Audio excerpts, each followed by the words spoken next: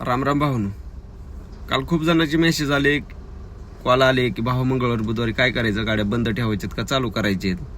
मी त्यांना सांगितले की जोपर्यंत सरांचा काही निर्णय येत नाही तोपर्यंत तुम्ही तुमच्या गाड्या चालू राहू द्या. सरांचा काही निर्णय येईल त्यावेळेस ठरवू आपण गाड्या बंद ठेवायच्यात का काय करायचे.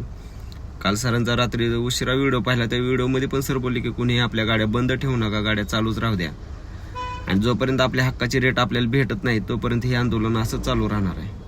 सरांची काल ज्यावेळेस ओला उबेर रॅपिडो गव्हर्नमेंट सोबत मीटिंग झाली, त्या मीटिंगमध्ये सरांनी आपले प्रश्न मांडले आणि त्या मीटिंगमध्ये 2-3 प्रश्नावर डिसिजन घेण्यात आलं.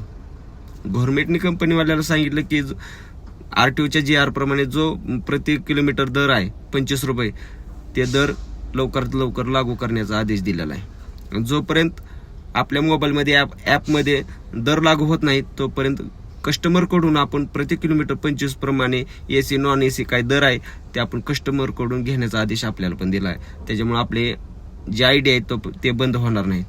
आणि ज्या ड्रायव्हर भावांची ID बंद झाली ते पण ID लवकरात लवकर चालू होणार आहेत.